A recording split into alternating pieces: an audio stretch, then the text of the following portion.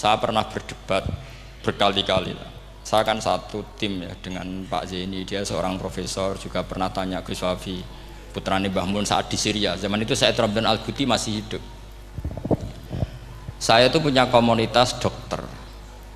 Ini cerita nyata ya. Yang dia tanya gini, Pak Bahak, kita ini ahli embriologi dan tidak pernah ada ceritanya ada segumpal darah dalam proses embriologi. Yang ada itu sekian zigot yang berhasil nempel di dinding rahim itu nanti yang jadi janin. Jadi kalau kita ngaji ada segumpal darah itu menjadi aneh bagi kita karena proses itu tidak ada. Ya saya jawab ya enteng saja. Ya kan yang bilang segumpal darah itu kiai kan tidak Quran.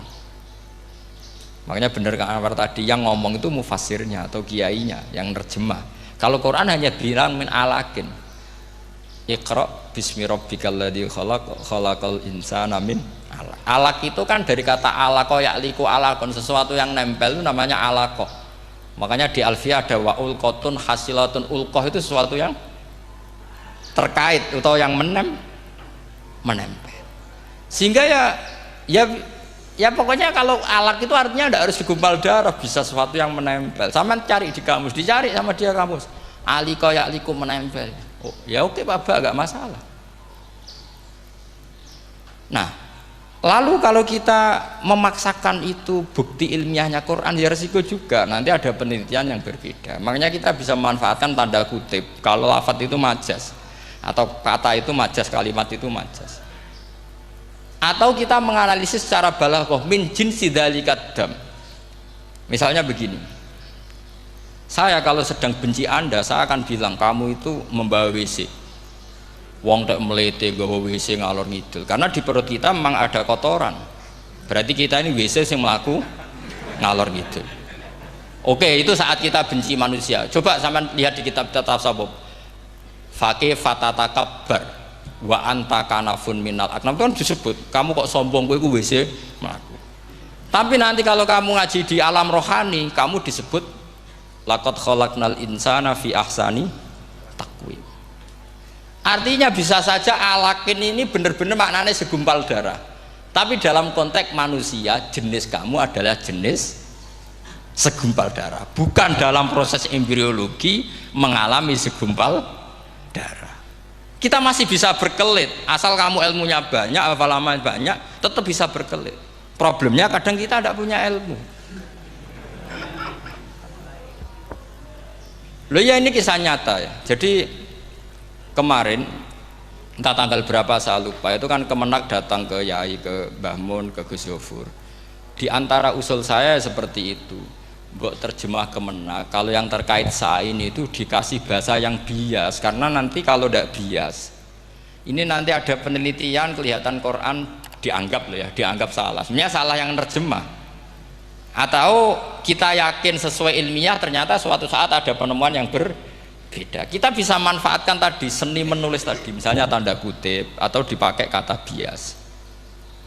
Ya misalnya begini, contoh paling gampang tadi, misalnya kita bangga misalnya Quran terbukti benar ketika mengatakan wa ja'ala bainahuma barzakha wa hijram mahjura, antara air tawar dan air laut itu ada pemisah.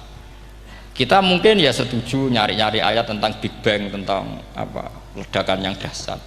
Tapi apapun itu teori itu bisa iya bisa tidak. Nah itu kita bisa manfaatkan tanda kutip. Atau seni pakai lughat. Saya beri contoh seni lughat begini. Keyakinan santri yang di sini, yang di kewajian sini. Makhluk itu yang terkenal kan 3. Manusia, jin, terus setan. Sudah kan 3 itu. Keyakinan sampean manusia dengan jin sama apa enggak? Beda kan, katanya beda. Terus jin dengan setan itu beda apa sama? Enggak, sampean jawab. Beda, rata-rata santri fikih bilang beda, karena jin itu bisa mukallaf, bisa sholat, bisa enggak. Kalau setan pasti enggak sholat.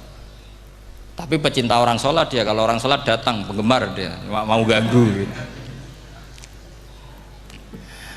Nah sekarang pertanyaannya gini, lalu ketika para ulama mengatakan jin dan malaikat itu beda, jin dengan setan beda, tapi di Quran itu ada loh ayat fasajadu illa iblis, kana minal jinni fafasaqa an amri rabbi. Jelas ayatnya di surat Isra kalau nggak salah tuh. Kana minal jin. Kana ono sopo iblis iku minal jinni. Padahal tadi Anda yakin iblis dan jin itu tidak sekategori, tapi ayat itu kana minal jin. Caranya gimana? Gampang, sama cari di tafsir Baghawi atau tafsir Ibnu Katsir. Caranya adalah dianalisis secara lughah. Sesuatu yang enggak kelihatan atau yang gelap disebut jannah. Misalnya malam, kata Quran apa? Falamma janna alaihil lailu ra'a kaukaba. Karena malam itu gelap disebut jannah.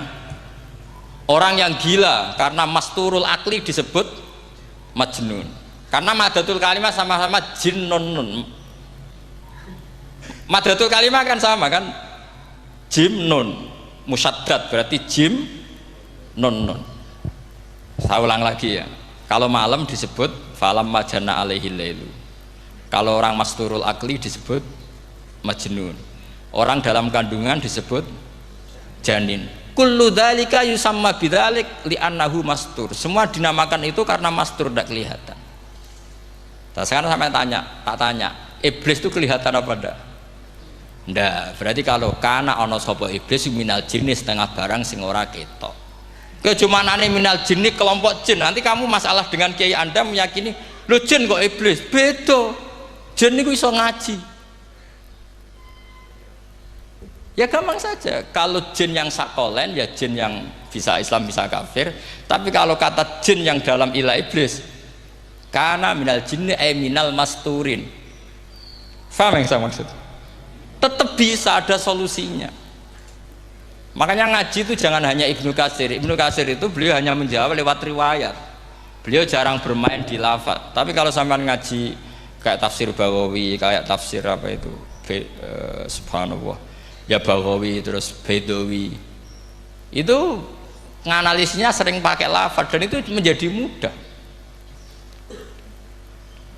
Misalnya lagi begini, sholat kita ini ya sholat yang muftatahatun bitakbir, muftatamatun bitaslim. Tapi kita secara lughat jelas as-sholat lughatan ad-du'a.